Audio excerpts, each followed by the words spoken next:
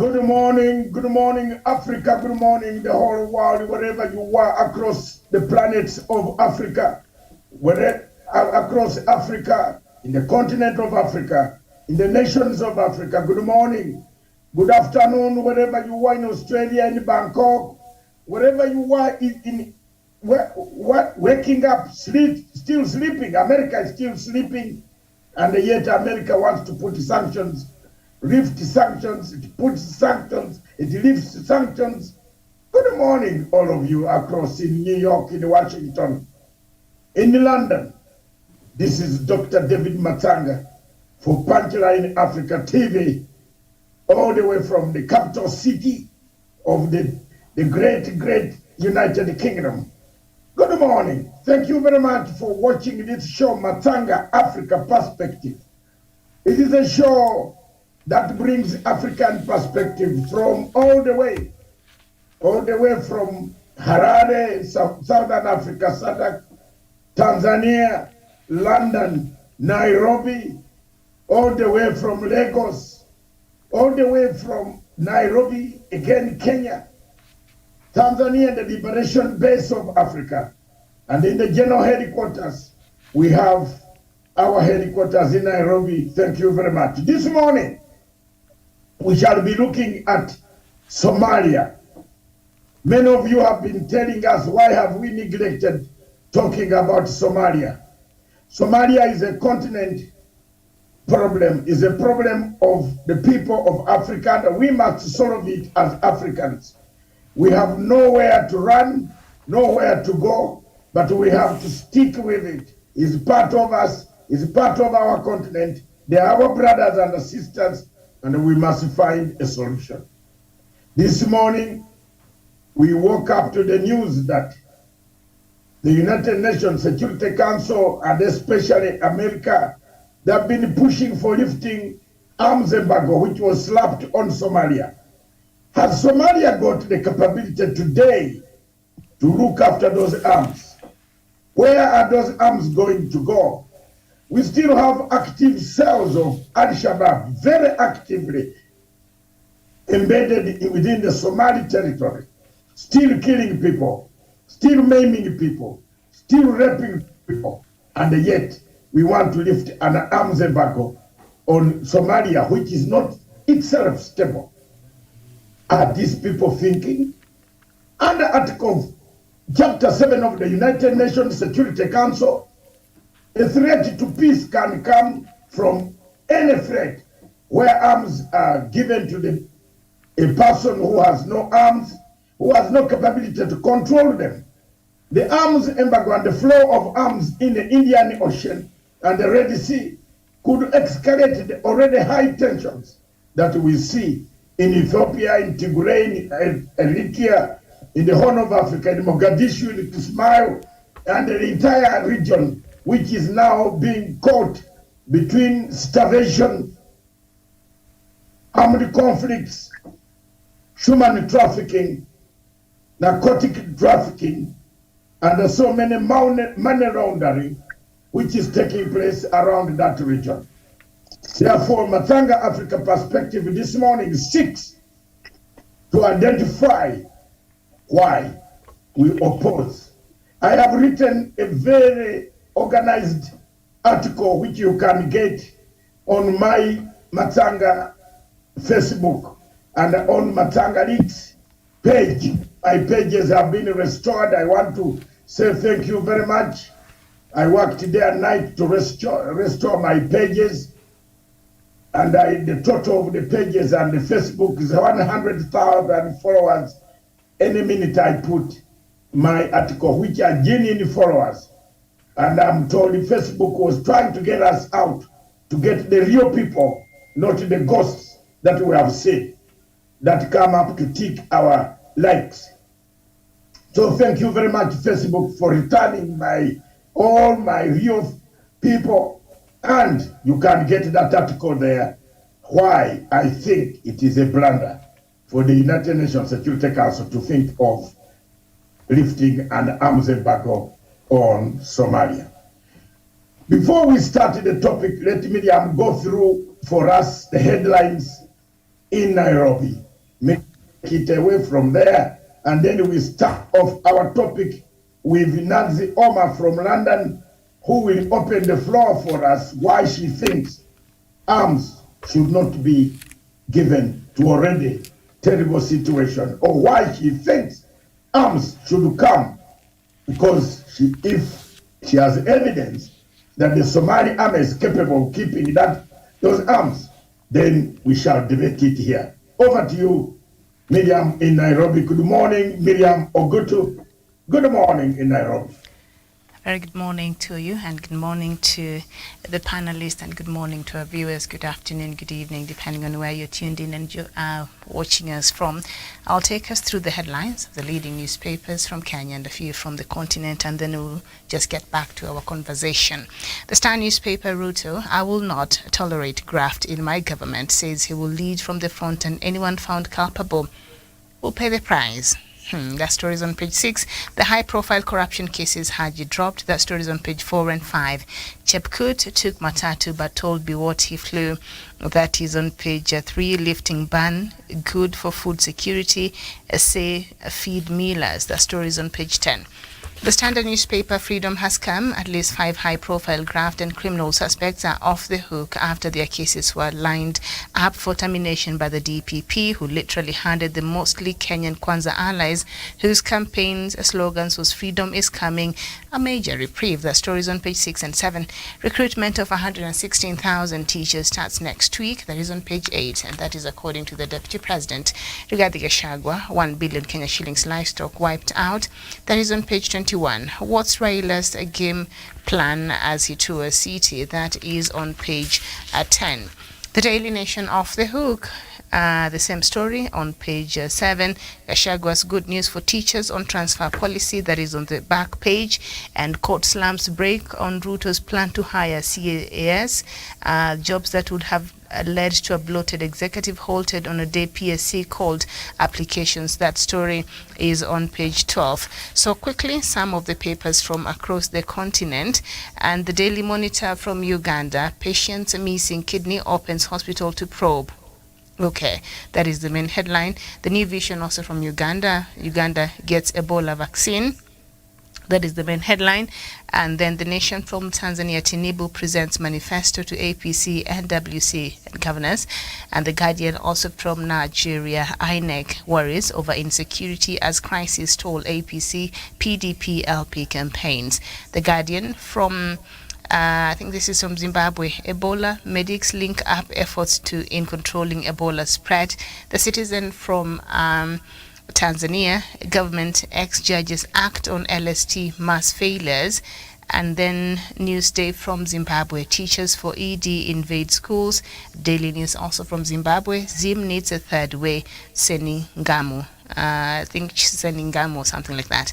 All right, so that is what we have on some of the newspapers from Kenya and others from across the continent of Africa. Doc, back to you. Thank you very much, Miriam.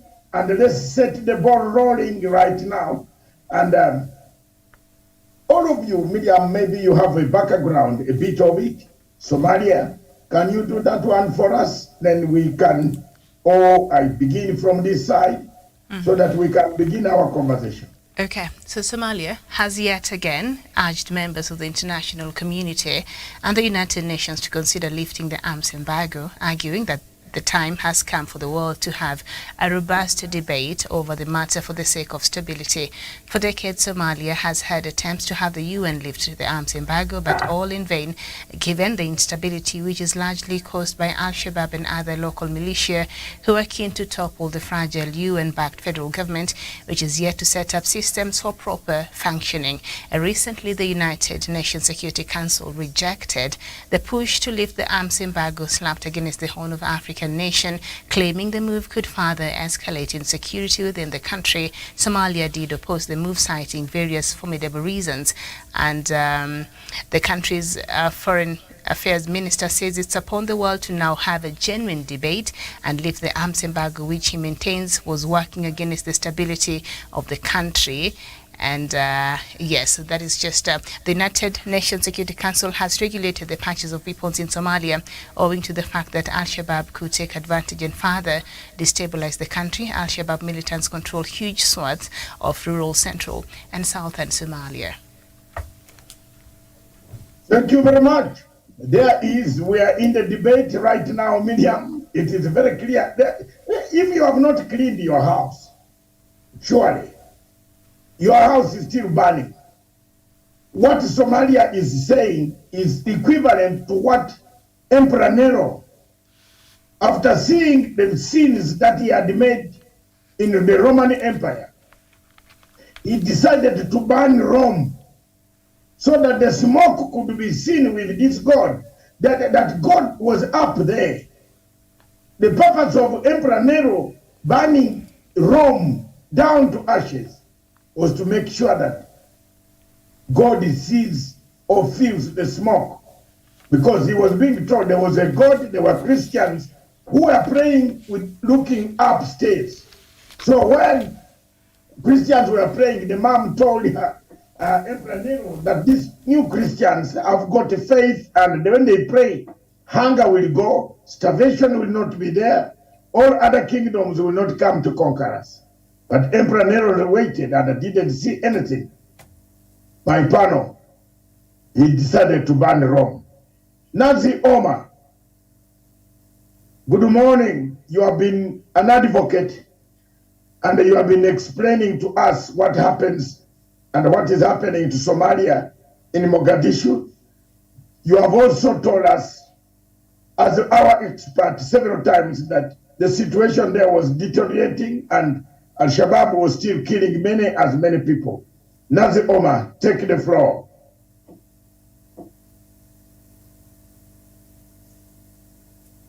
Nazi Omar?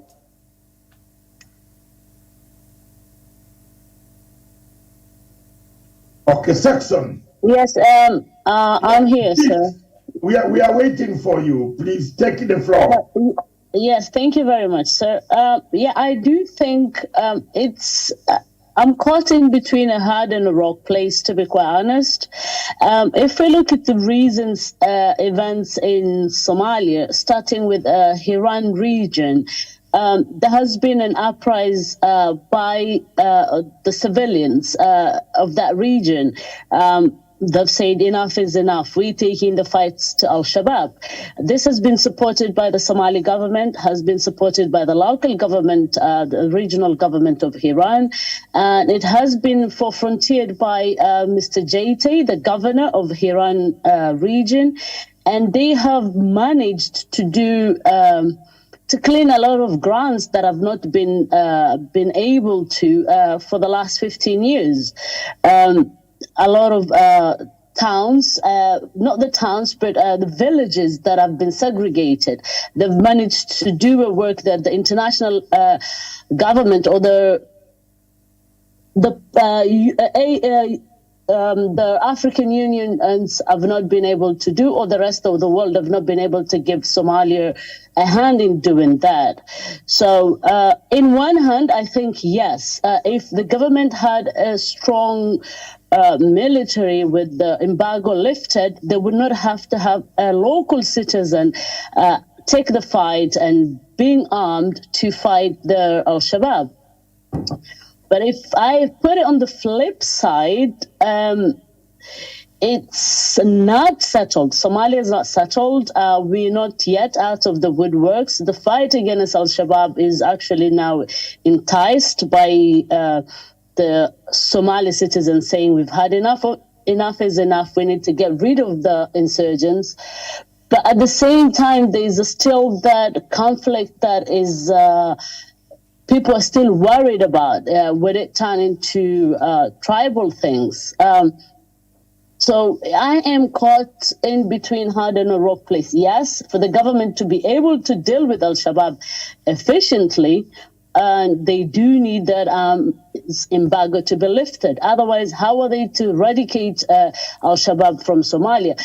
All along, the plan has been containment strategy, and I think the containment strategy is no longer working for Somalis.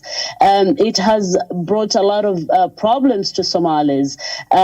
As well as we have the famine in Somalia. The drought is turned into a famine. And this is actually crippling the Somali nation. So which way to go? I don't know. I leave it to the rest of the panel. Let me see how they want to take it. Nancy Omar, you are not going to run away from this. Which way to go? We want you to tell us which way to go. You have been one of the few people telling us everywhere, every platform that I've gone, you told me, sir, my dear brother, Dr. Matsanga, I've forgotten all about Somalia. And here I am. Another problem comes, the arms are needed, the locals are picking up guns. Do you think if the locals pick up guns, this war will end? Just before we come to Wanda next. Yes, to be quite honest, the locals have picked up the guns. They've achieved to get rid of al-Shabaab in places that they've not been able to get the AU, the ATMIS now, and the Somali government have not been able to for the last 15 years. So they have achieved quite a lot of foothold. They have achieved a lot in the last 1 month or so of the coalition between the government and the citizens fighting against al-Shabaab. But at the same time, if that continues and it's being replicated in all the regional governments, and all the regional governments, it's a coalition between the governments and the locals, yes, it would work. But if the government is not strong enough, how are they going to get rid of this al-Shabaab? And at the same time, whose hands are we putting this arms to, and it's okay, you hold the fire there. Ladies and gentlemen on the platform, all of you know very well what happened in Afghanistan. The United States of America started that way. They started with favoring one way or the other that you can have some semblance of peace. And by the time we came out, we found when they had already negotiated with the Taliban.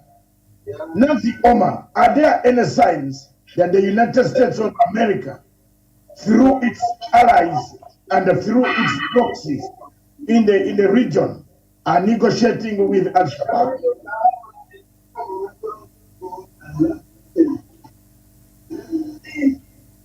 Nancy Omar, are there any signs? Okay, Nancy Omar. Yes, I'm sorry, sir. I'm sorry, sir. We've had the American ambassador to Somalia actually saying that for me, I find that to be quite an audacity for him to even bring that up. He was on in Fay News online space just a day ago, and nobody asked him this question or nobody raised this question. But for somebody of his caliber and his position to have the audacity to say, I have heard rumors that the Somali government is trying to negotiate with al-Shabaab, and then he proceeded by saying, if the Somali government negotiates with al-Shabaab, what the consequences is going to be and what the future is going to look like for Somalia. For this unprovoked, voluntarily information that he spouted to the Somali audience and the Somali nations, I think it was uncalled for. And yes, so he did not say that America is involved in that, rather than other than giving the indications or leading question that the Somali government is doing that and telling people what the consequences is going to be. So I'll leave that at that. I think You have answered my question. I will come back to you. Dr. Wanda Wesonga, you are a historian. You have documented quite. Then I come to Saxon. Get ready. I will then bring our guest, one of the guests, and welcome to the show, Muriti Ormo, from the Ethiopia to the show. You are our man of the eyes of the Ogaden region, Oromo region. Thank you very much, Dr. Wanders. Yeah, thank you, Dr. Matsanga. Thank you very much. I'm here again. Okay, thank you. Dr. Wanda, you are a historian. You know the problems of conflicts in the region. Is it safe to hand over arms to a place which is already on fire? To begin with, it is always never safe to have the arms in the hands of people that are not trained to handle the arms. Because if you get the arms in people that are not professional to handle the arms, then you're telling them, go and misuse these arms. And from where I sit, I feel like you get such arms to such people, then you probably have another agenda of causing conflict, leading to more coups, leading to more fightings. Then you probably do an extra agenda that is behind the curtains. Now, when you look into the case of Somalia, then I will probably look into this person, Said Barre, and how Said Barre got into power, and as well how Said Barre overthrown. Then what has been happening in Somalia all this time. Now, to start with, I feel like before we start talking about, or before someone start thinking of bringing it to an end, the business of arms in Somalia, they need to analyze it. Like, why should we do this? Are we doing this just because we want those guys to be armed? Or are we doing this after having done a research and come to a realization that when you have arms in Somalia, then you bring peace there? When I look into the role that probably the Kenya Defense Forces played in Somalia, then I feel like the slight peace in the regions that probably they were in was probably brought in as a result of arms being in safe hands, being in organized hands. Therefore, I feel like instead of the world talking about or discussing about bringing the arms business to an end in Somalia, they should, one, look into the governance structure of Somalia. They should look into the security structures of Somalia. That after looking into the security structures, then they should equip the military that is trained. They should equip the military that is structured with an objective of ensuring peace and security in the country. But just bringing it to an end, in this case, it's organizing more militia groups that will start fighting each other. Therefore, as my opening remarks, I feel like we should not, the world should not be talking about how to bring an end to the ban that was there, but instead, the world should be looking into how do we ensure that the government of Somalia is working. How do they ensure that the security structures in Somalia are okay? Okay, Dr. Wanda, yes. If I can interject, yes. How do you know whether the government is working? You will see it by practical terms, isn't it, Miriam? We see it by practical terms. Is it solving the problem? Nazi Omar has just told you, and I'm told there is no Najma Nu who wants to join the headquarters in Nairobi. Please, Najma Nu is online, wanting to come in. How do you assess, Dr. Wanda, with due respect, where the government is functioning or not? Yes, we had a new president who promised us that he was going to change the narrative. Yes, but we have been told that inside Somalia itself, the terrorists are still coming as far as Mogadishu to bomb the people in daylight. The people themselves, whom Nazi Omar says are able to take up the arms to fight them. They know them. It has been almost since 1991. This has been going on. These people know each other.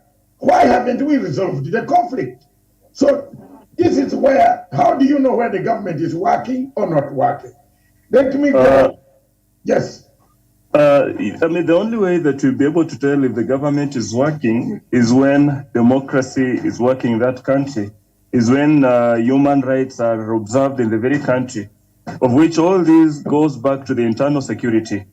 That if the internal security is working, then that's the only indicator that you'll use to tell that the government under the executive is working. That's the only way you'll be able to tell that they are able to come up with policies and execute the very policies.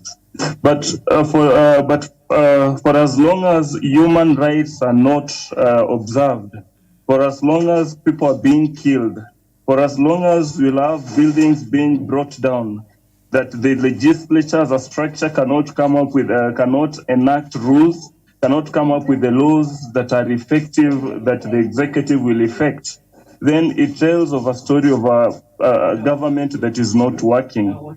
Therefore, for as long as we still have cases of insecurity in Somalia, then it is a clear indication that the government is not effective, and we should be addressing the effectiveness of the government, the security structures, before we allow any other thing in the name of the arms.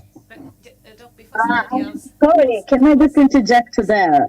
Okay. You're saying the government is not working, but how is the government to work? If the hands of the government, if your hands are tied behind your back and you're expected to do clear Al-Shabaab, which is an insurgent that have been festered in Somalia for so long, the international governments are not doing anything about it. We have AU there. They've been there for the last 15 years. They've not scratched the surface that the Somalian people and the Somali government have both in cooperation done for the last 1 month. So I don't know how I could fault to this government. I could fault the Somali government for a lot of things, but I don't know how I can fault the Somali government without faulting the international government, without faulting the AU, without faulting the Horn of Africa itself for looking away for so long and not bringing tangible resolutions to Somalia. Okay. Just to add to what Omar is saying, I think whatever she's saying makes a lot of sense because I've been, looking at this news every now and then, and we have to give credit where it's due. The new president has been making some stride, and the new government has actually been taking on this Al-Shabaab, and even I think this morning, the news is yesterday or the other day they were able to lay an attack and kill a few of those Al-Shabaab militants. So they've been doing that. So this government seems to have an intention to actually, when you look at the real compared to that of Embargo, it's a huge difference. So we have to give credit where it's due. And I think something else that Wanda was saying there, and that is the basis of what the United Nations Security Council was using as far as its intention to perhaps extend or renew these sanctions is not clear, but that will happen next month. So we will know whether if they will extend or they will renew or they will stop the embargo. The United Nations Security Council is worried about if at all the federal government of Somalia has set up proper functioning systems. So if the ATMIS that is working right now in Somalia, it has until, is it next year, December, to leave. So if we have confidence that that will be possible, but yet that is yet to be seen, then we must start having confidence in this new government. We must try to start letting go and just allowing them, because of the few changes we've seen happen in Somalia. Somalia is in the path. If this president continues with what he's doing now in this new government and he receives the support that he requires, then he must be given, and then now we must allow Somalia to start functioning by itself, just slowly, but from what he has been doing, there has been some great changes and some great strides being made. So if ATMIS is leaving in the next year, then we have to start having confidence in this new government and just give them a benefit of a doubt. And if at all there's need for more reinforcement or anything else, then the world will come in and the other stakeholders. But we must give them some benefit of a doubt right now, because this seems to be moving in the right direction. Thank you very much, Miriam, for the interjection, and that's a good. Let's put it there now. Let's move to Dar es Salaam, Tanzania. Ndugu yangu just holding, but let me bring Zimbabwe. After Zimbabwe, then we have, we want you as a base of liberation of the Southern African SADC. Zimbabwe is Saxon Vina. Vina, my great brother in Zimbabwe. All right. You supported the lifting of sanctions on an arms embargo on Somalia at this moment, or do you want us to wait and assess later on? Go ahead. The Somalian situation. Good morning, viewers. Good morning, doctor. The Somalian situation is a bit tricky. It's between 50-50. The pros and the cons of lifting sanctions are a bit tricky. The Somali government, the Ethiopian government, last time argued that having sanctions, the embargo in place, is inhibiting them to fight the Al-Shabaab. And Al-Shabaab has been terrorizing the Somalis for quite some time. I think, Somalia has never known peace since 1991, after the deposition of Muhammad Siad Barre. And UNOSOM was once deployed, but it failed to achieve peace in Somalia. And then came the African Union. It has also failed to annihilate the Al-Shabaab. And maybe on the flip side, like what Naz Omar said, on the flip side, maybe empowering the locals to fight their kith and kin, because some of them, they know them, might help. But the trick side is, how secure are those weapons if they're given to the Somalis? That's I think what the United Nations Security Council shall consider. Isn't that we might, by lifting embargo, might escalate or export the terrorism that is in Somalia to East Africa. So the situation is a bit tricky. They have to weigh the pros and the cons. How secure are the weapons if they're given to Somalia? And how secure are the neighboring countries? Because if they are not secure, the same weapons might be used against to destabilize nations like Kenya. But at the same time, if weapons, the arms embargo is supposed to remain in place, what should the African nations or the world body do to combat terrorism? Because the Horn of Africa has never known peace. And I think we need to consider the way the Somalis are living. If they are affected at the end of the day, we need to also come to their help. We don't know the scenario of the 1981 genocide in Rwanda. So I think it's a bit tricky situation. You have to look at consider both sides. The security of other nations, if the ban is lifted, if that is if the arms are going to be controlled. If they are not going to be, if there's no guarantee, then the lifting of the embargo should not be done. But we also need to preserve lives. How are we going to do so? That's the other side that we need to also consider. I thank you. Oh, thank you very much. Can I just correct something? Brother. I think I said the Artemis mission mandate will be ending in next year. No, it's ending the end of 2024. So I just needed to clarify that. Go ahead. Artemis will end in 2024. Yes. Okay, thank you very much. Thank you very much, Saxon. You brought up, it is now, it's a 50-50 situation. It looks like my sister Nancy Omar has said everybody quietly, and we seem to be going there. There's nobody who is coming out outright like me. I, Dr. Matsanga, my position is going to be made very clear after all of you, but I've made it very clear. I wouldn't like to be part and parcel of an arms embargo being lifted on a country which is already bleeding before we finish the other one. No way.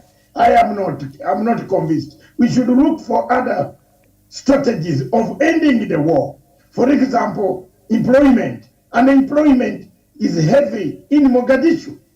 Why are we recruiting the younger guys to go to Al-Shabaab? Why are the guys recruited young at the age of 9? They are being recruited. Let's find the reasons first before we pump in more arms. Let me cross over to Tony from Dar es Salaam, the capital city, commercial city of the Republic of Tanzania. Habari yako ndugu mpenzi? Salama kabisa mkuu. We have a problem here. You know, Somalia is not as easy as it might seem. And if we want to help Somalia, we have to go back to the drawing board. We had a strong man, Siad Barre. He ruled, and in the years where he was a ruler, Somalia showed progress. Somalia was peaceful. After he left, it has been everybody to himself. Now, I worked in Afghanistan, and I remember coming to Pakistan, and I was talking to the common man on the street, and they said about Afghanistan, this war the Americans are fighting in Afghanistan, they'll never win. Why? Because the Taliban are fighting a war of belief. They believe that what they are fighting for, their reward is in heaven. They don't need salary. They don't need any other incentive. The Americans are fighting. The soldiers are being paid a salary. So we have a similar situation here. The Al-Shabaab is not fighting a political war. They want independence. They are fighting a religious war. Somalia is 85%, maybe more, Muslim. Ethnically, majority of the people are Somali. What are they fighting for? What do they want? They want an Islamic caliphate. They are fighting a spiritual war. So these people who are fighting a spiritual war, they are difficult to defeat. Number one. Number two, where are they getting arms? It would have been easy if the majority of their arms they were importing. But these guys are extorting money from traders, from people, businesses inside Somalia. Or before they would extort from ships passing through the Somali Strait. Now, they use that money to buy arms. Where from? Quite a few of the arms are being bought locally from militias, from sympathizers. Now, if you give arms to the government, if you are able to give arms only to the government and none to the Al-Shabaab, what will happen is we have a situation like what we had in Afghanistan. You have sympathizers of the Taliban within the government. They give them information, they give them support, they give them even logistical and military support. So you put arms in Somalia, some of those arms will find their way into the Al-Shabaab quite easily from government. Secondly, you would be giving access to all those traders of illicit arms within Somalia to escalate the insecurity inside Somalia itself. And thirdly, you would also be giving access to Al-Shabaab. If you allow arms to go in, they can also buy through legal means using intermediaries who are legitimate. So we have a saying Are they still not doing that? Sorry to interject, because we have to have an exchange.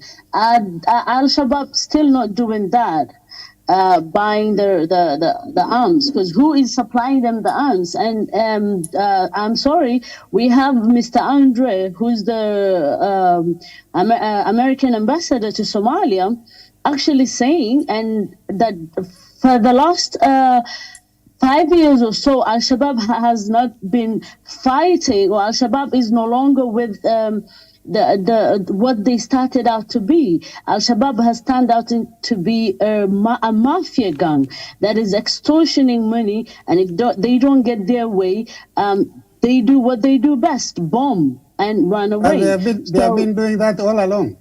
They have been doing the extortion for many years. Yes, so but putting in more arms is not going to change the situation.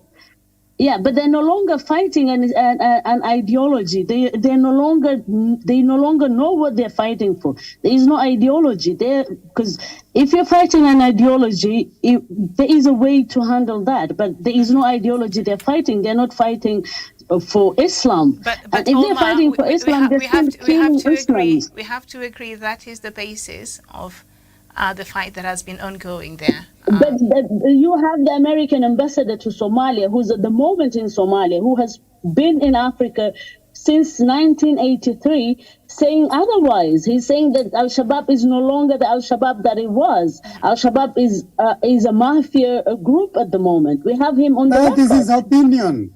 That is his opinion. And we in me, Africa should also be...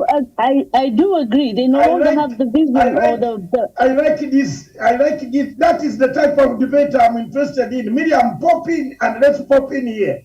The truth is that my brother from Tanzania is laying down the facts. It is very true that if you pump in more arms, you are going to make a situation worse. Why don't we look for solutions first? I think the point of contention there was the war the Al-Shabaab is waging is an ideological war. That is the push behind it.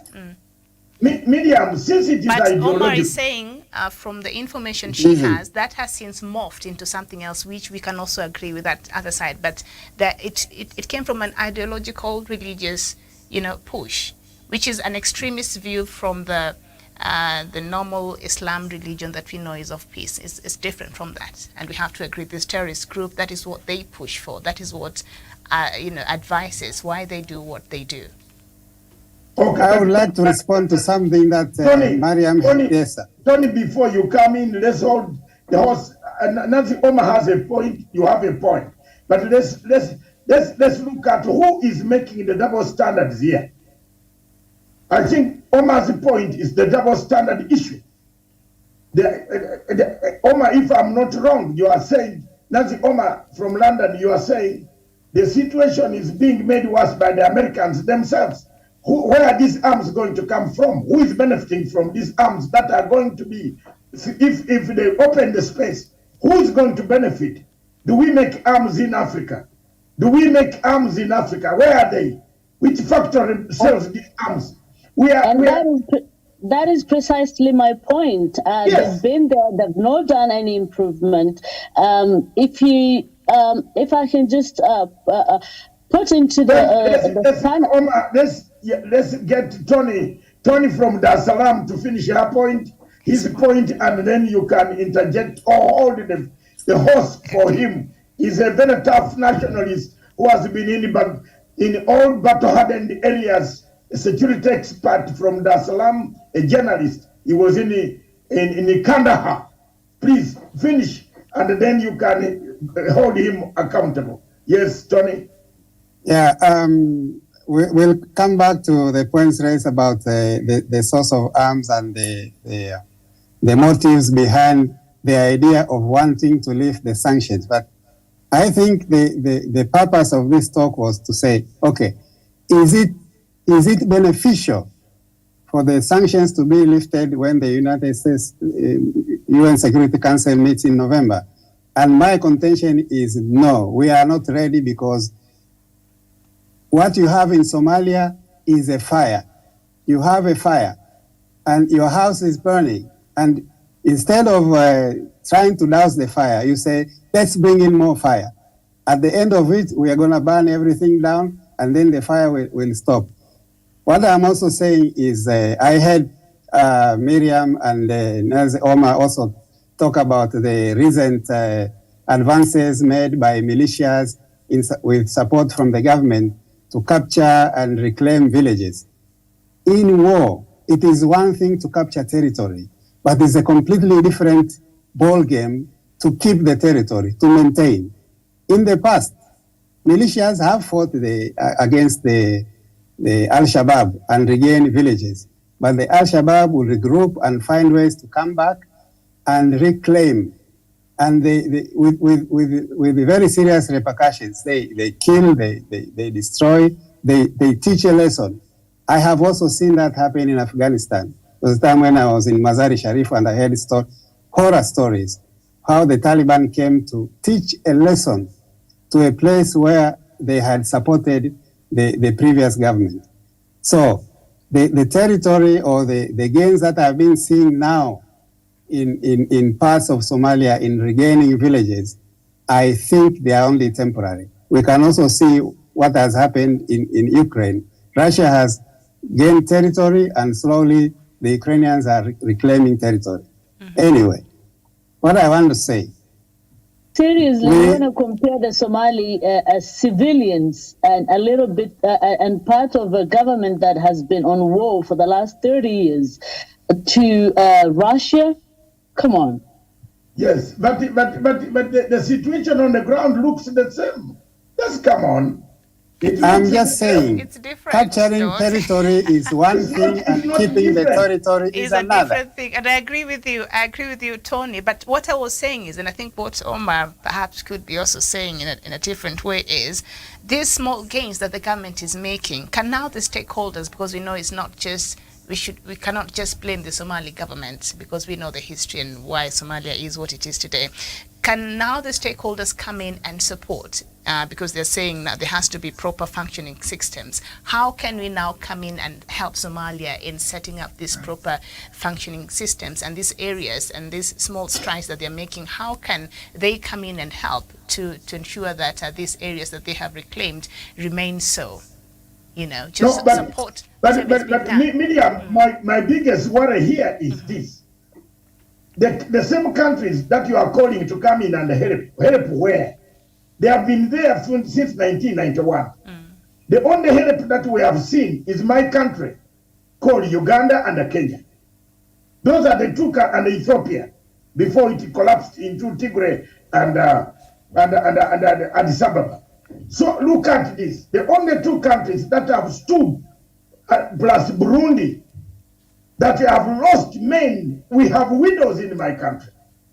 My country has sacrificed troops on the ground. We have been killed in huge numbers. Kenya has been killed in huge numbers. Now, for a foreign power to come and dictate terms while underground water, there are talks going to take place in Doha. Me, I'm telling you, I will be alone in Africa to stand opposed, like I opposed the entire International Criminal Court. I will again oppose any move by anybody arming Somalia when it is already on fire. It is like Emperor Nero, knowing very well that Rome was under siege. Then he said, let's get the fire on top so that God can listen to the smoke or smell the smoke. I am not a party to that. I am a party to a conflict resolution management purpose, the root cause. Let's look for a resolution, a redemption. Let Somalis begin first to be given what we call a redemption strategy. What is the cause? Why are people going to war? We must begin looking at exit strategy also. We should, one of the exit strategy which I can agree with Nazi Omar is maybe arming the Somali army itself, but is it equipped? Who has equipped the Somali army? It is not equipped. That's why it wants the arms embargo to be lifted. No, but who has trained, first of all, who has trained the Somali army now? Medium. So that's what we need to do. We need them trained, we need them ready. Because ATMIS is leaving. We've got part of the Somali army trained by the Turks. We've got parts of the Somali army, which we have 5,000 Somali army in Addis Ababa now, in Ethiopia, not particularly in Addis Ababa. I don't know, their location is not disclosed, that are on standby. We've got Somali militants that have been trained by Erdogan in Turkey. But so what's next? Why are they still holding in Ethiopia? Nazi Omar, they are on standby to do what? To go and kill more people? They are on standby in Ethiopia to go and kill people, isn't it? No, they're in. So my point is, they're in Ethiopia. Why can they not come and be part of this liberating the Somali people?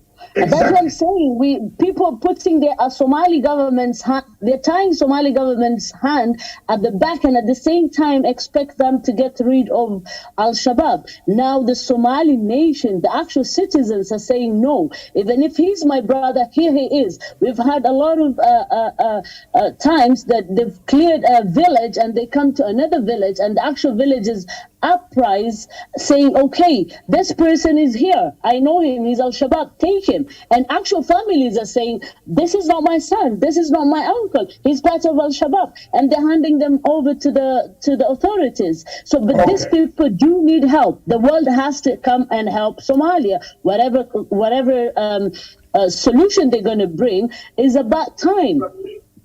Thank you very much. I think let's have a guest who has not spoken. Tawish, you are coming next, and then Mr. Muriti next. Mr. Bernard Muya, you have listened to the arguments posed. Tony, you had a point which you had not finished. You will come back to you in Dar es Salaam. Let's have Bernard Muya in Nairobi. Bernard Muya, what are your views? Do you want only to continue listening, or you want to separate us from close to war? Al-Shabaab is very far, but I can see it on the platform here. We could get each other's necks here right now. That what is going on? My position is that position. Muya, Bernard Muya. Thank you for the opportunity. But I would prefer to just listen to the debates because I'm not an expert on the issue. Okay, thank you. I request. Okay, thank you. Dr. Matsanga. Let's bring in. Yes, you also want to keep quiet. Gamechisa. Dr. Matsanga. Yes. Yeah, this is Murti Oromo from Nairobi. I was the one who invited Bernan. Oh, okay, fine. We are here to be educated. We are also here to be educated, to ask questions about the debate. And then, for example, now I have a very serious question now. Can I go ahead? Hold the fire first. There are people who want to run back to their classes. You know, most of these people are lecturers and the professors, except myself and Miriam and Nazir wants to run. She's a senior member of the Labour Party. Maybe tomorrow you might be Nazir as a minister if the Labour Party wins in Britain. So we are dealing with the honorable minister here. I'm telling you, Britain is giving ministries to African origin men and women. Thank you very much. Let's first of all bring in Tawish or Susana. Look, do you agree? Should they give the arms? And to who? How will they control the arms? How will they know where they are going? Are we not looking at more difficulties? Are we looking at an exit strategy? Okay, if it's an exit strategy of giving them the arms and say, it is up to you, don't you think we might create a very terrible state near us? Go ahead. First of all, thank you so much, Dr. David Matsanga, and thank you, colleague panelists, for the submissions you've made, rather contribution. Dr. Matsanga, indeed, all of us will acknowledge the fact that opinion is quite divided right in the middle as to whether it is really the right time to lift the arms embargo in Somalia, or is it a time to continue with the restrictions of the embargo in Somalia. Dr. Matsanga, it is even manifest even in the panel, as you can really see, that people cannot quite agree as to what is the right way moving forward. But that said, Dr. Matsanga, I think in the context of what we are discussing, it is also important for us to appreciate the fact as to why exactly the arms embargo was imposed on Somalia in the first place. In my understanding, it was in reaction to the violence and, of course, the bad humanitarian situation in Somalia. And the arms embargo has been there for, I think, almost, if not wrong, over 30 years as we speak today. And so moving forward, Dr. Matsanga, we should then be asking ourselves, if we are to assess, if we are to do an audit of where of course, the effort by the Somali government and all the other stakeholders and players have brought us this far. What are the achievements that we can really record down? What are the kind of setbacks that we have experienced in terms of trying to pacify Somalia? And what are the new things perhaps we can be able to employ to see into it that the whole thing is nothing but a success? Because Dr. Matsanga, it is not enough to say we have had and seen this arms embargo on Somalia for the last 30 years, and there can never be any review about the same. You talk about whether the violence has subsidized or has it got down? The deteriorating humanitarian situation, has it been managed enough? The answer is no, but again, the situation is not as it were, you will say maybe 5-10 years ago. There's some semblance of peace, tranquility, and security in Somalia today, owing to what you have well articulated, Dr. Matsanga, as to the effort that has been put forward by some of the African states, especially Kenya, Uganda, Burundi, and others, to try and help Somalia get into its footing. But I think what we must be addressing now as a people of this continent, Dr. Matsanga, especially the sub-Saharan, the people of the sub-Saharan region, is that we will need adequate, predictable, and sustainable resource funding to support the ongoing pacification efforts in Somalia. And that is what we will call upon the global community to guarantee us as the people of this region, especially those who have been adversely affected by terrorism and extremism in Somalia. Because we may continue discussing and having all these topics and discussion year in, year out. But by the end of the day, the people of Somalia and the whole region will really need, and they are of so much desire, to get a permanent solution out of the crisis that Somalia is in today. Of the leadership of Somalia, that lifting the arms embargo in Somalia could provide to large extent some of the solutions to bringing an end to this conflict. Dr. Matsanga, I think, is something that we can quite give a consideration and not blanketly just rule it out. Because again, we talk about whether Somalia is stable today. We talk about whether Somalia has been able to deal with the insecurity challenge in their country in that country today. But the question we are not answering, Dr. Matsanga, have we enabled Somalia enough for them also to be able to deal with these insecurity shortfalls that they are really going through? And it is about the issue of sustainable funding. It is the issue of seeing how we can have a coherent procedure and approach on how, say, for example, these arms are going to be used, if at all it's going to be lifted, especially for the security apparatus in Somalia. I think it's something that is worth discussing and giving a consideration, Dr. Matsanga, because again, we are not going to be blind to the fact that the Al-Shabaab that the Somali government and the rest of us are trying to fight in Somalia today are really having sophisticated weaponry, and if you stifle or say deny the government machinery, say for example the SNA in Somalia, the much needed support in terms of the weaponry, then it becomes, defeatist in itself for Somalia to be able to win this, of course, war by the end of the day. So I think it is something that needs a well-concerted effort. It is something that must be given a due consideration, Dr. Matsanga, owing to the so many, of course, security shortfalls that Somalia continues to experience. But as I've said, opinion still remains divided. If you ask me, Dr. Matsanga, I think it is time we may consider really to lift the arms embargo in Somalia. I submit. No.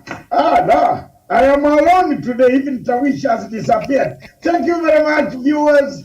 This is the type of argument that I want. Wanda, I am told you want to go back to do more history. Can we give you the 2 minutes, and so that we come back to Nazi Omar, and then Tony and Miriam? She has questions for me. Or it looks like I'm the only man awed out today. And Wanda, maybe you might be on my side, but you have been flip-flopping, coming this way. Wanda, how are you? Dr. Wanda? Oh, he has run out. Okay, Murit Oromo, our man from Ethiopia, can you now give your What's your problem? Your hand is up. What's the problem? Let's see it. Yeah, I just want to ask a question for the panelist, Dr. Matsanga.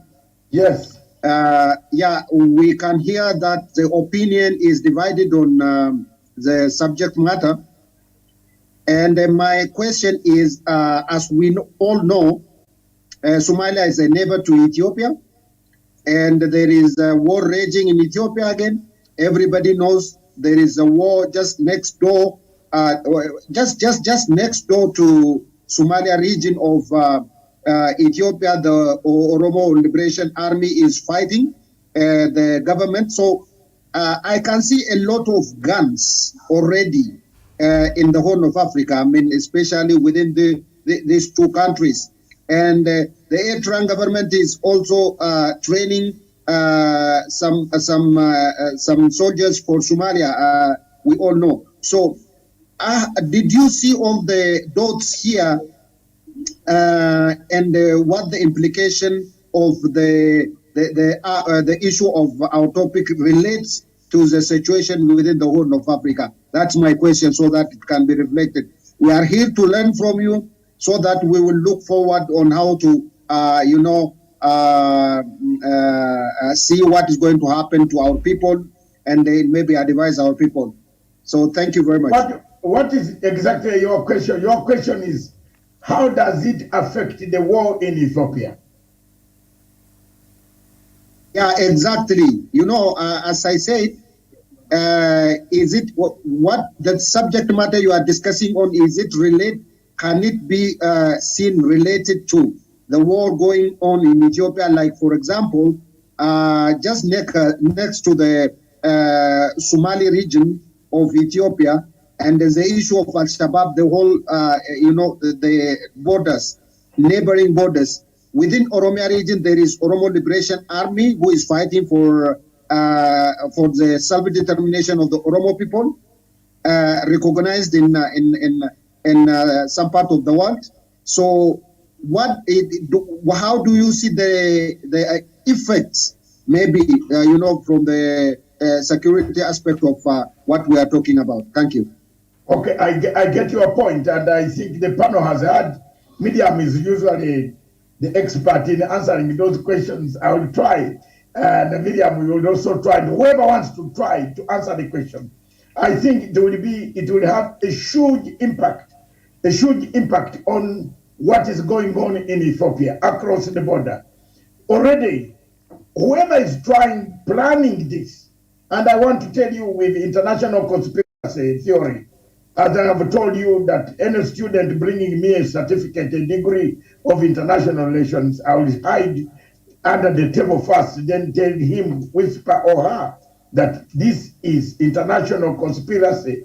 They should write it directly that international conspiracy, permanently international interest. Someone has interest now. You know how they want to solve this issue. How to solve the issue of Ethiopia is to please Somalia. And in pleasing Somalia, some countries are, and be careful about this, Nazi Omar and Tony plus Emrit and the Wanda, the Tawish plus Medium. Someone is planning to please Somalia, to drag it away from the support that it is giving to Eritrea or to Ethiopia on the question of Tigray. So to confuse us and confuse we Africans, as usual, we Africans have a problem. We are always confused on this Security Council. We don't talk with our minds and heads open and the eyes open and the brains working. We were confused, and the Libyan leader was killed. South Africa voted. They were looking for one vote in order, if South Africa and the others had followed what Germany, Brazil, and others did, Libya would have been spared. They were looking for one vote. And that one vote, they got it from Africa again. It's a shame. That's why at times I have loved love-hate relationship for Zuma. President Zuma called his ambassador to vote in favor of landing the bombs under Resolution 1970 that dismembered Libya. So now the game plan here, whoever is doing it wants to please the Somali government. So the Somali government does not support Ethiopia against Tigray. Remember, the Western powers that are behind the Tigray movement telling people Tigray is going down, they have to look for a compromise, a situation to say, please us. The other time we pleased you, we gave you, your arms were opened. Why don't you support us? This is what this diplomats you always see with blue suits running around there. Omar, you see them a lot of, we see them in London, you and I, we in London here. We have seen them every time, my sister. That's what they do. Now, somebody wants to create a state where there is a compromise struck between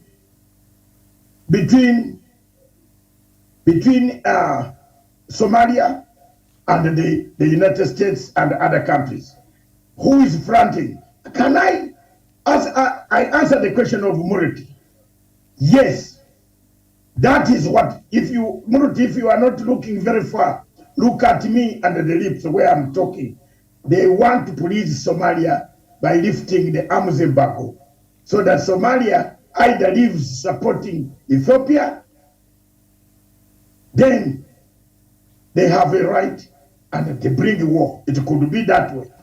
Two, they want to trade with peace.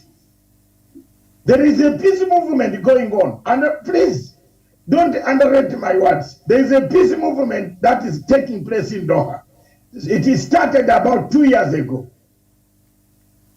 Can somebody on this panel remember when Ambassador Macharia of Kenya wanted Al-Shabaab to be proscribed as a terrorist group?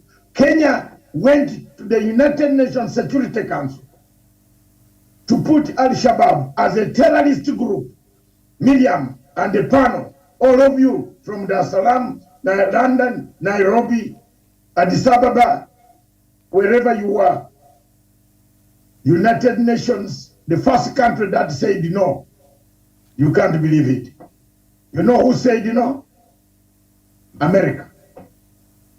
He said no. We can't proscribe Al-Shabaab as a terrorist group.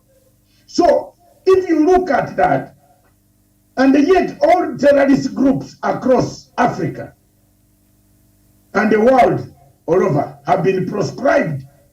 Their assets have been frozen. Are you looking at the conspiracy? Their assets have been frozen.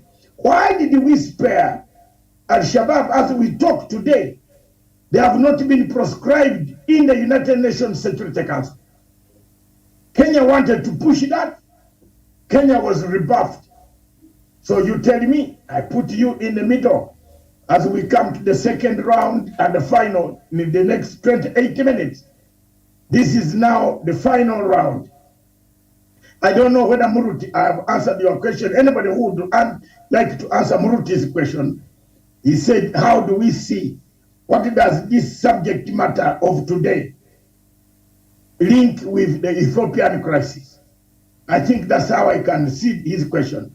It is similar that someone is fueling the crisis, but someone is not seeing the crisis that we are going through. Nazi Omar, as we start the second leg, why is it we refuse to proscribe Al-Shabaab, but now we want to lift arms when there is fire and the fire is going on? This subject has divided us on the panel 50-50, but I might send some people at the end of, now I brought in this question that can, why is it that Al-Shabaab is not proscribed as a terrorist group? Who's benefiting from it? Nazi Omar.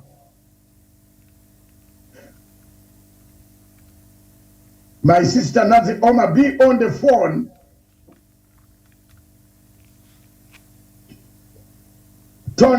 Tony Nelio Mushi, Tanzania. Thanks, Dr. Matsanga. I want to first of all say that we are looking at Al-Shabaab and Somalia, but the Al-Shabaab issue is not a Somalia issue. Al-Shabaab has been active in Kenya, Al-Shabaab has been active in Ethiopia, Al-Shabaab has been active in Uganda, I believe. So the Al-Shabaab problem is a regional problem. It has to have a regional approach. So, yes, giving anybody arms within Somalia would have impact even on those countries. I think we are divided because we also want to see a solution for the fighting that has been going on. We want to support. We want to see support go to government so that government can contain Al-Shabaab. But as I said before, I think that may give us a temporary solution. Capturing territory is one thing. Keeping the territory I've captured is much more difficult. And I made a reference to the Russia-Ukraine war, and it was misunderstood. It was in relation to that. Russia is a big military power. It captured territory from a weaker state, Ukraine, but now it is losing that territory because a lot of resources are needed to keep the territory. Again, I would say I have issues, real strong issues about pouring fire into a place which is already burning. And Somalia has been burning for a long time. Thank you. Thank you very can much. I come in, Dr. Matsanga? Yeah, we have been calling you, but please stick, Nancy Omag, stick online, please. I am sorry, I've just had a little bit of a glitch with the lines. I don't know. I think, anyways, let's move forward from there. Let me take it from the point where he said his point has been misunderstood. Territories that are being taken in Somalia, let me give you a little background. These are villages that have been captured with Al-Shabaab. The insurgents have kept these villages prisoners for the last 15 years, okay? They have cut roads and they have segregated villages from villages, okay? Now, if the actual villages got help and uprised and said, no, we've had enough is enough. For all these years, the international world has not done anything. We have ATMIS in Somalia, which is on transition now, that is called ATMIS, have not been able to achieve quarter of what the Somali uprise have done in coalition with the Somali government. When you talk about territory, sustaining the territory, let me just tell you that this is the actual people who live there. It's not an empty space that Al-Shabaab was occupying. No, Al-Shabaab was occupying and holding hostages whole villages and towns. So if Al-Shabaab is being fought by the actual villages and by the NHS, by the Somali government as well, in coalition, then how is that not going to be sustained? Because there has to be strategy to leave some of there is a to keep the peace within those villages. It's already there, but it does need help. It does need international help. What I don't understand is this uprising as none that has ever been seen in Somalia. It's an uprising that the people are actually saying we've had enough. There is no water. The international donors cannot reach those villages. But now the villages are helping themselves. We should be able to help them too. Can I pose a question to you?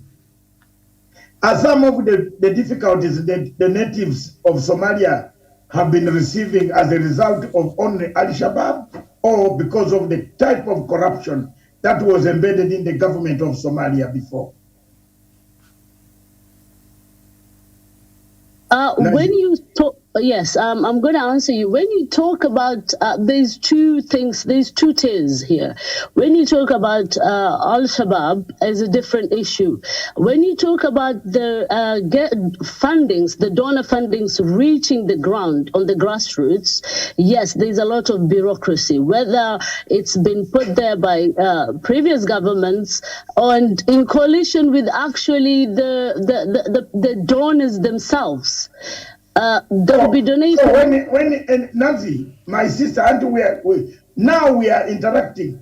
So when the same donors come to tell us, we have been giving you money, we haven't finished the problem of sorting the problem why the money is being given, but we want now to lift the other side to the same corrupt bureaucracy that you talk about that denies the local people on the ground money, resources, food, yet the money is being given. Isn't it double standards? It is double standard, but mind you, their excuse is it's territories that is they cannot guarantee the safety of their workers, or they cannot guarantee the safety of those NGOs on the ground. But now the safety is being guaranteed by the actual citizens, and they're saying no, we're doing something about it. We're taking our own destiny into our own hands. I think the international governments and international bodies should be able to find a way, whether it's lifting the embargo. I told you I have I'm caught in between a hard and a rock place when it comes to lifting embargoes. But at the same time, I cannot expect my government to do anything about it with its hands tied down behind the back. There has to be a solution, a lasting solution. It has to be something not only getting rid of Al-Shabaab from these villages, but also empowering these villages, restoring their livelihoods, doing developments for those villages and towns. So it has to be two programs going together. It cannot be one or the other. Okay, thank you very much. I think you have a point. I do understand now. The point is that the locals have taken up their arms. They are fed up with whichever system has been there in Somalia. Enough is enough. They want to go it their way. Because the locals themselves know who is the killer, who is the terrorist, who is the bomber. Mm-hmm. And if they have taken their stand, like in the Ugandan system, which I allow the President Museveni every time I speak about how security... Doctor, yes. Allow me to interject there just a little bit, and I do support a lot of what Omar is saying totally. I mean, it's a catch-22. I don't know if there's a best way of really addressing this, lifting the arms embargo or not. The issue of the militia, and I think I've talked about it in the previous shows before here. These are local militias that have been doing quite a spectacular job in working together in collaboration with the national security, then for the federal government of Somalia. But the problem with that is when you use militias, once they've been able to do whatever it is they're doing, and they seems to be doing a great job, we might create another situation like we have in South Sudan, where now we do have the national forces, the government forces, but we also have government-backed militia. So we, as much as we are solving one part of the problem as far as the insecurity is concerned, but we are also creating, so even as the government of Somalia continues to use these militias to help in the fight of Al-Shabaab, they still remain militias. They're using the local militias. So that is also another challenge that this Somali government might have to deal with in the future if perhaps their terms and conditions of working with the government are not really spelled out. So as much as they seem to be doing something and winning right now, that might pose a challenge in the future. I just needed to add that. Okay. I don't know whether Dr. Wanda is back. Wanda, are you back from your other engagements? Fine. The question still stands. And Nazi Omar, I'm not leaving you until you come on my side. She's made her case very clear, and I support a lot of what she's saying, Docs. I don't know how many of us you'll drag to that side. it is very interesting, but I am with Nairo Mishi from Tanzania, Dar es Salaam, Kwetu Dar es Salaam. In Dar es Salaam, we shall never give up until we have given everybody the freedom, isn't it? That was the motto that we used during the Nyerere time. Until everybody has the freedom in Africa, our motto is to never give up. By the way, Miriam, this week is Dr. Julius Kambarage Nyerere's week. And we shall commemorate it on Saturday, 14th, in Dar es Salaam, Tanzania. Most of us who love Nyerere, who loved the late Nyerere, up to today, his dream lives in some of us. This dream lives in some of us. I want to tell you, it is a very serious matter. A matter that we shall look at again tomorrow, Friday morning. I wish Nazir will come back and Tony Neyo will come back from Dar es Salaam. We have a special offer from 11 tomorrow.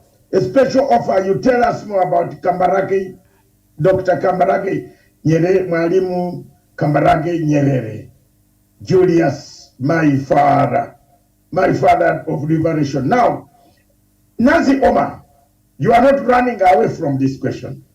Why is it that the West did not support the proscribe Al-Shabaab as a terrorist group? Why? Maybe you are an expert on this field. You know why do we do double standards? We left them, yet other terrorist groups like the LRA, the Thomas Lubanga, the Nkunda, all these have been proscribed as terrorist groups. Their assets frozen. Why haven't we frozen the assets of LRA? Of frozen the assets of Al-Shabaab? They are actively selling charcoal, milk in the kingdom of God.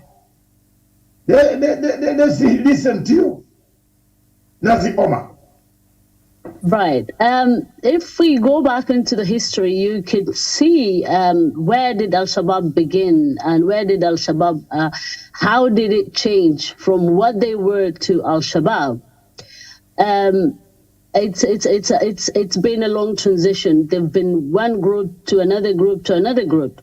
Now, the reason for me, I would say the West are actually, you say double standard, I say triple standard. I would agree with you. Now you are coming. I want you to come on my side. I'm agreeing with you because you have a point. Because if the West, if you have the somebody who's been in Africa since 1983 saying Al-Shabaab has transited to being a mafia group, which they are now. They are just a mafia group. They have no. They're not saying this is what we are forcing through. They're not the same as the Taliban, who that you can say this is what they believe in. If you ask them today, as it has been seen before. You know, you be in a fight for so long until you don't know what cause you're fighting for. Now, Al-Shabaab does not know what cause they're fighting for, other than greed.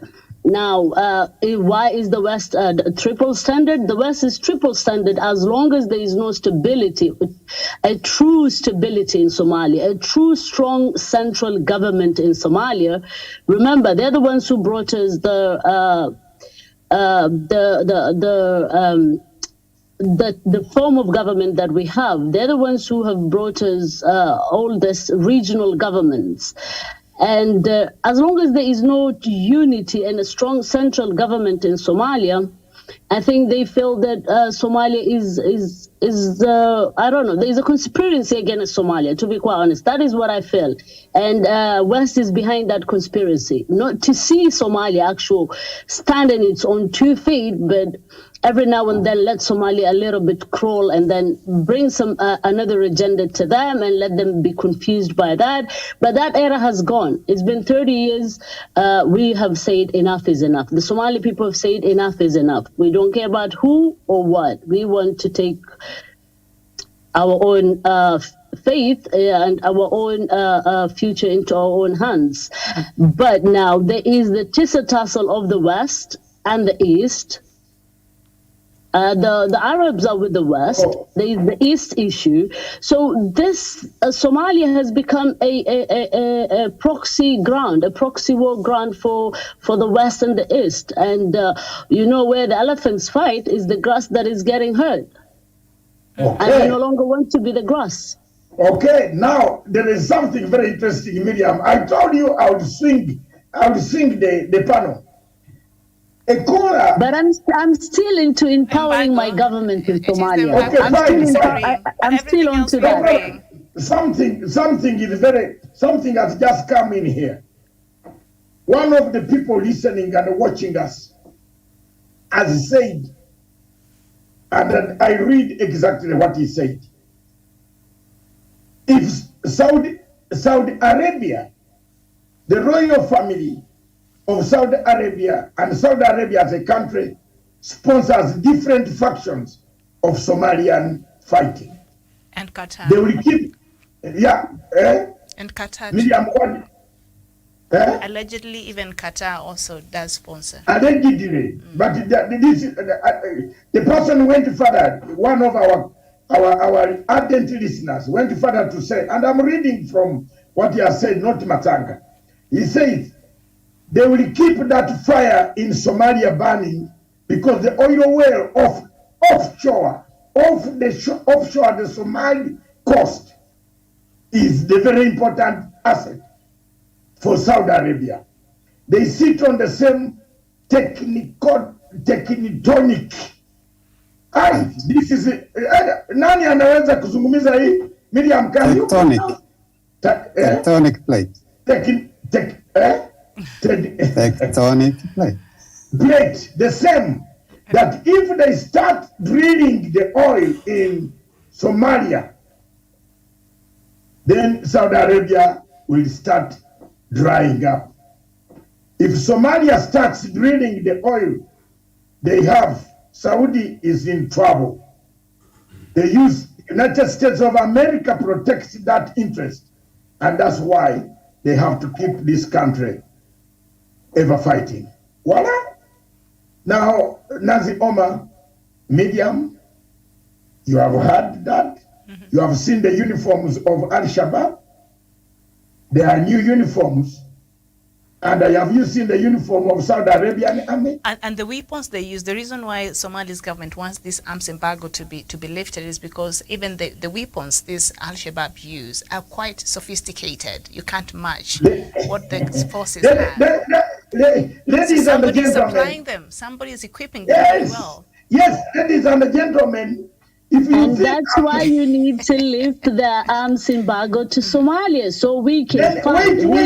We are not only fighting Al-Shabaab in Somalia, but we're fighting external forces. We have 90 minutes to go.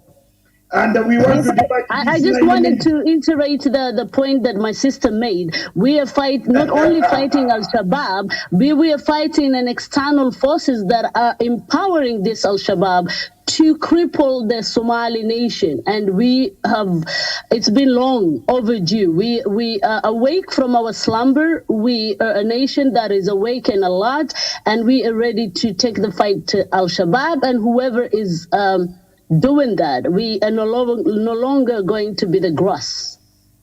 Oh, no. You have Dr. Matsanga. Yes, bring it on, my brother Nairo. Dar Salam. And I hope I was privileged to work in Afghanistan. At that time, we are trying to send immunization services to a part of the country that was controlled by militia group, you want to call it. I had to negotiate. My brother, I don't need to be rude, but no, I'm sorry, my brother. I just want to make something clear that even my sister said, we keep saying militia group. These are not militia group. These are people that these are normal villages. They're not militias. They're not non-militia groups. Can I finish? I think we have respect in Africa to listen to each other. I believe so too. Go ahead. The point I'm trying to make is that when you empower villagers to liberate their area, let's say by a group or the government, you're going to create a structure there. That structure there is what will be the militia. Those who will be fighting will be part of that militia. And when they have replaced the group that was there, in this case Al-Shabaab, they will be administering the area. What will you call them? It is not going to be the government administering. It will be supervised by the villagers, the group of villagers who have liberated their land. Yes. What happens in this case? You get strong leaders who become commanders of that militia. And in due time, experience we have had in other places, this militia now becomes powerful. They start levying charges on people who are coming in. You pay a tax. The government, when you don't have a strong central government, these militias will become stronger and stronger. And they will be behaving the same way as we have seen militias behave in other places. Yes, we want to see parts of Somalia that are controlled by Al-Shabaab liberated. But is this the best way to do it? Arming villagers without a strong central government, which is democratic and decentralized. I yield the floor. And I think that's a very critical. Nazi Omar, wait first. There's a point No, here. I have to make a disclaimer, please. I have to. 1 second. I have to do that. Okay, make a disclaimer. 1 minute. I'll make it a minute. This is an uprising that has never been seen before. This is not your usual uprising. These are villages who are working together side by side with the local government, the regional government, and the central government. This is a three-way coalition. It's the regional government, the central government of Somalia, and the local people. Now, when you say you are going to make the militia group strong and they're going to do A and B and C, remember, you have a regional government there that was not strong enough to liberate all these villages. But what has happened now, and when they liberate one village, this Al-Shabaab moves to another village. But now the villages, each village says, no, you're not coming to us. And that is how they have been able to succeed. So the issue or the vacuum you're saying is going to be left is not going to be left because you have a regional government already there. And the regional government will be working in coalition with the central government and the people themselves. That's why I say we need programs for these local people to be given back their livelihoods, to get the donations, to get the fundings that they need, whether it's farming, whether it's their pastoral community, whatever it is, build schools for them, have a police station, local police station, have a government structure dribble down to those villages. I raise my case. I yell my mic. Thank you for yielding the mic, and you have whichever way you run and whichever way you twist the angle, a militia remains a militia. And from a Tanzanian point of view, Nazi Omar, Jeshi ya Mgambo. I have been in one of the Jeshi ya Mgambos, those 1978 to 79. It is a militia. But what Tony is raising is just giving a precaution. He's not against people coming up, but he's telling you that as time goes, if this uprising is not well controlled and coordinated and structured, those are the good words we have been using the whole of last week. Controlled, structured, framework. They could turn up to be the same and start taxing people in those villages. So we need effective regional governments to take control of these uprisings. I agree with you, 100%, Nazi. that is okay. But if it is not controlled, it could run out of chaos. It might morph into something else. It might even turn itself into a worse organization than Al-Shabaab. Now, Wanda, are you back? As we come to, I know Nancy Oma would like to have another 1 minute to hammer her point home, or 2 minutes.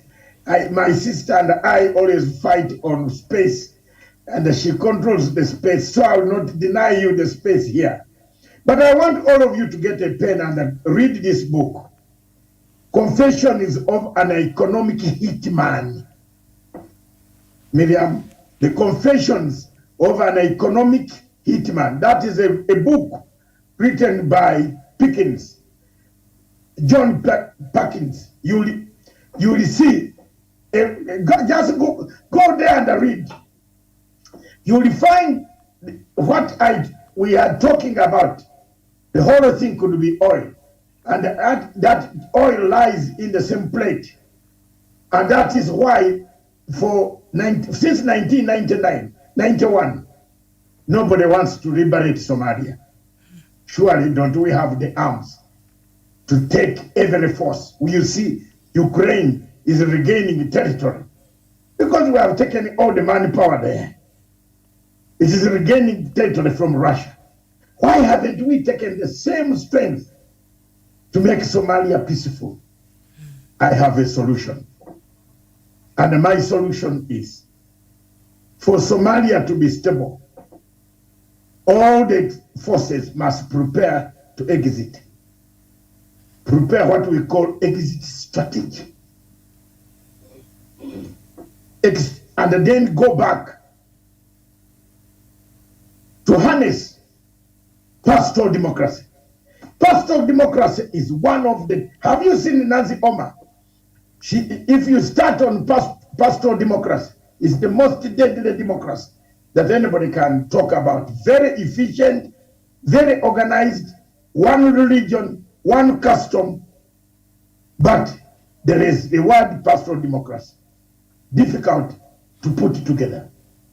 So if you don't bring in things that we call what we call the head, the heart, and the stomach, can we touch it? The head, the heart, and the stomach. How do you radicalize to remove the younger people from radical Islam? They are radicalized by Al-Shabaab. They are told that this is this situation. You must bring the head, the heart, and the stomach. There are millions of youths across Somalia who are not employed. But there is also the economic maneuver. If you brought in something like refrigerated containers and said for 120 feet or 10 feet refrigerated container with a canoe, a boat to be able to fish, get the local fish, the fish that all these superpowers come into those good waters of Kismayo and that angle of the Horn, the still waters that where fish breeds in millions, which is being taken to Japan, Philippines, Norway, and they give them a job to do so. Will they not surrender for each 10, 20 feet container? Bring us 250 AK-47. We shall give you a refrigerated container with a boat to go and do some work so that you spare the fish and sell to the boats that come to buy the fish, take away your fish. That's Matsanga Fiore. It can heal Somalia.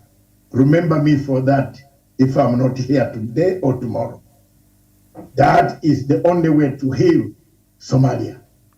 The children who don't have jobs sit around and watch the sheep to carry out what they have. and yet they don't have jobs. They are easily manipulated by a few dollars to join Al-Shabaab. Why don't you give them something to do to keep them busy? My sister Nazi Omar, if I've said wrongly, God help me. But I totally stand on my point that no arms embargo should be lifted for now until there is a coordinated effort of which combines Nazi Omar's operations of the citizens themselves showing us where the Al-Shabaab are, because they know where they are, so that we solve it once for all and then hand over the country to the people of Somalia. What do you think about that? Nazi Omar, 1 minute, and Nero 1 minute, Wanda 1 minute, Murito, if you have a question, 1 minute, and then I hand over back to Miriam in the studios in Nairobi, Kenya. Thank you very much. Nazi Omar, your part is short. Thank you, Doctor, and thank you to all the panels that have joined and given us their time.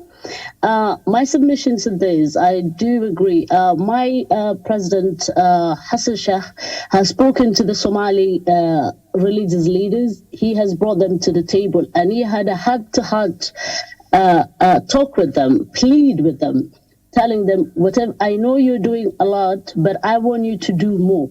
Because Al-Shabaab would want to kill those Islamic religion leaders, because they're the ones who are telling the community, this is not the religion.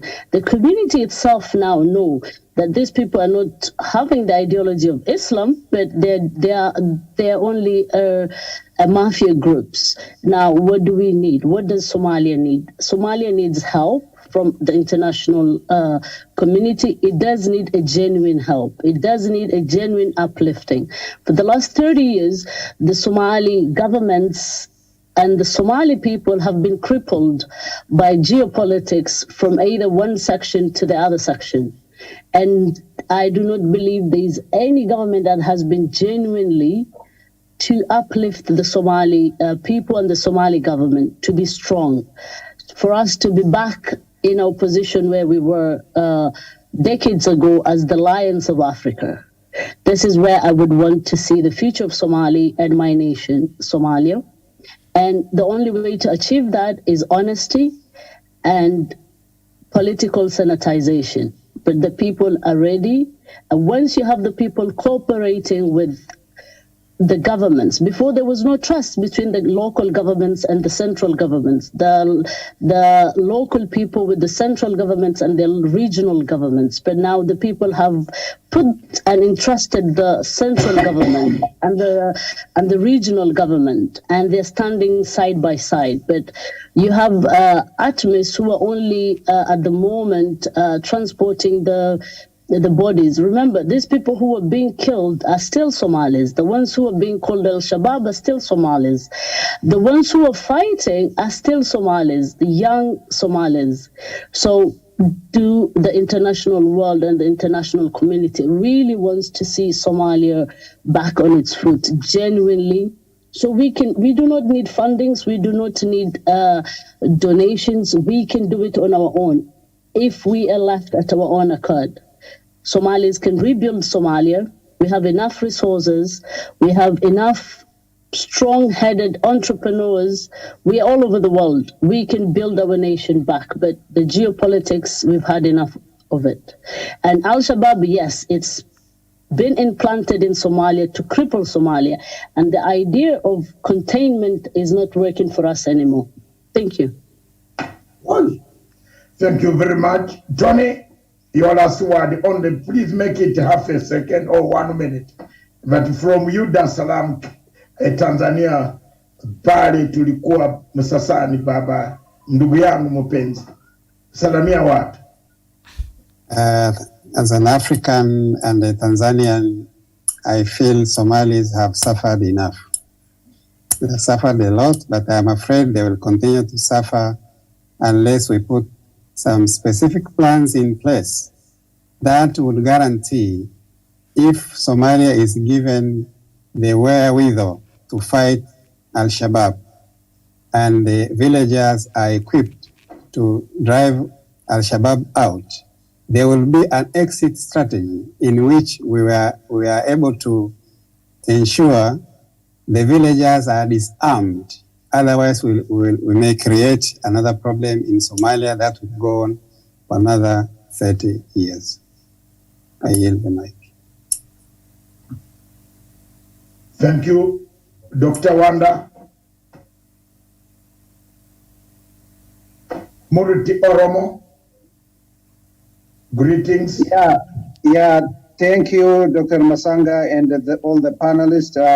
We have learned a lot, and we are going to use expertise. The lessons we learned here.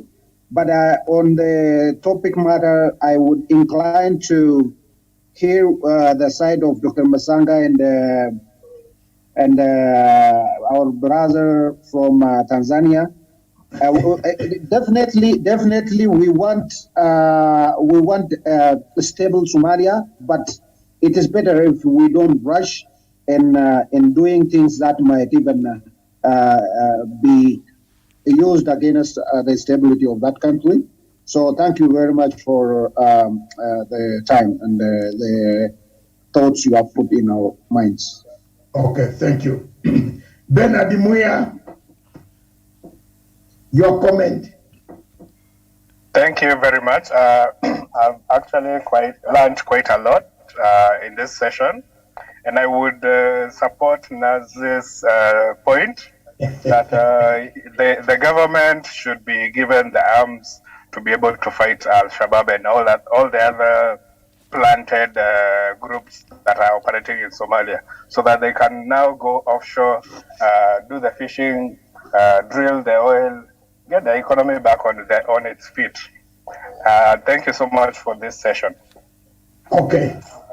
Thank you very much, all of you. Thank you for having attended this Matsanga Africa Perspective. Tomorrow at 7 o'clock East African Standard Time, no, 8 o'clock East African Standard Time, Tony, we shall be on standby on Dr. Nyerere, Kabarage Nyerere's lecture, live from Dar es Salaam and live from Nairobi.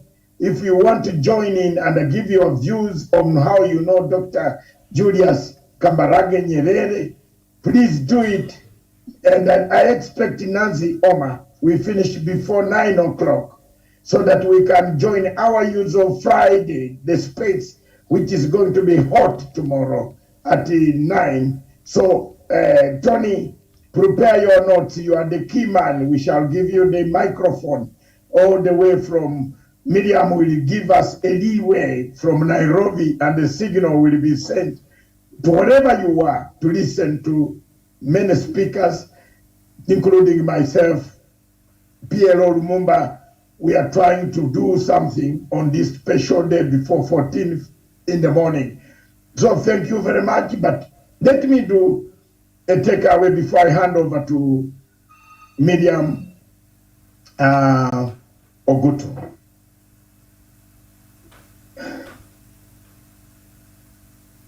Since 1991, Somalia has been a battlefield, a battlefront of all sorts of armed groups. 1991, Somalia fell after a military coup that removed the then nationalistic and Pan-African leader, General Siad Barre. The country slid into chaos, continued to be in chaos. It's one of the longest conflict on the continent of Africa that has taken many lives, destroyed the property, the economy, the social fabric, the moral fabric of this nation, turned it into a pariah state. Little has been done and the efforts have been made. We applaud the efforts of the governments of Uganda, led by His Excellency General Museveni, and the government of Republic of Kenya, and the government of Ethiopia, then led by Zenawi, my late brother Zenawi, Djibouti and Burundi, led by Nkurunziza, that ordered for their troops to enter Somalia to stabilize this territory and take charge of the East African and the Horn of Africa entry point. Mogadishu was one of the cities where Africa had life. Mogadishu was one of the countries that gave hope to many Africans running away from oppression of apartheid and other states. Today, as we speak, it lies in ruin. It lies in a pariah system of states. The embargo on arms sale to Somalia somehow might have faltered or somehow might have built the capacity of people, of governments that took place. The current government of Sheikh Mohammed Ahmed Sheikh Mohammed is one of the governments that stabilized Somalia. Today, it looks like it has taken a route of reconciliation, and it has taken a route of making sure that Somalia returns to normal business of the world, integrated in international community, international aspect of global unity. But as he does that, we still have the darker forces. The same darker forces that have kept Somalia at war. They are darker forces that want the economic benefit out of Somalia, especially those who supply uniforms, new guns, that are similar to the armies that we see Al-Shabaab wearing on the ground, and they go to kill people with the new guns and the uniforms. But we have not condemned that. We still want to pump in more and more guns. We still want to open an embargo or lift the embargo.